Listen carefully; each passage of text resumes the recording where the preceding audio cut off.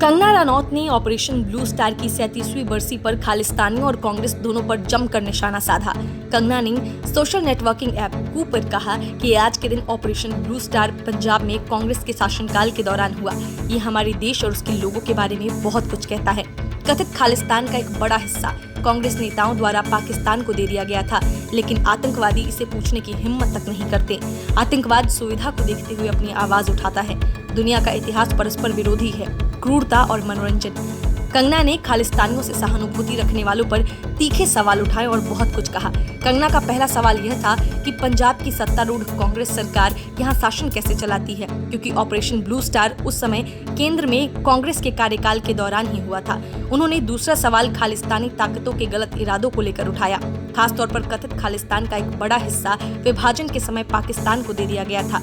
प्रारंभिक वर्षों में देश पर शासन करने वाले कांग्रेस नेताओं ने विभाजन की शर्तों पर सहमति जताई थी।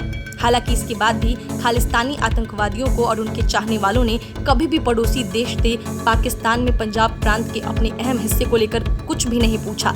जैसा कि इस नक्शे में देखा जा सकता है कि खालिस्तान क्षेत्र भारत और पाकिस्तान के बीच में आता है, लेकिन खालिस्तान समर्थक अपनी आवाज केवल भारत में ही और भारत के खिलाफ ही बुलंद करते हैं। इस तरह के कई विरोध विदेशों में भारतीय दूतावासों के बाहर हुए हैं, लेकिन पाकिस्तानी दूतावास के बाहर कभी ऐसा कुछ नहीं हुआ। खालिस्तानी अराजक तत्वों ने भारतीय दूतावास के बाहर विदेशों में अनगिनत बार विरोध किया है, लेकिन उन्होंने कभी भी पाकिस्तान के दूतावास के बाहर ऐसा करने की हिम्मत नहीं की। सच तो यह है कि खालिस्तानियों को कई मामलों में भारत और उसकी सरकार के खिलाफ भड़काऊ भाषण और नारे लगाने के लिए पाकिस्तानियों के साथ कंधे से कंधा मिलाकर मार्च करते हुए देखा गया है। खालिस्तानी ताकतों ने सितंबर 2020 में मोदी सरकार द्वारा लाए गए 3 नए कृषि कानूनों के खिलाफ किसान आंदोलन में घुसपैठ की। ऐसे कई सबूत हैं जो इस ओर इशारा करते हैं कि सिख फॉर जस्टिस जैसे खालिस्तानी संगठनों ने ट्रैक्टर रैली के दौरान दंगा भड़काने के लिए इनाम के नाम पर फंड मुहैया कराया है।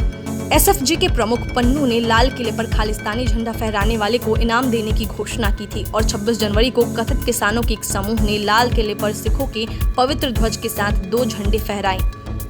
Bureau report, news of India.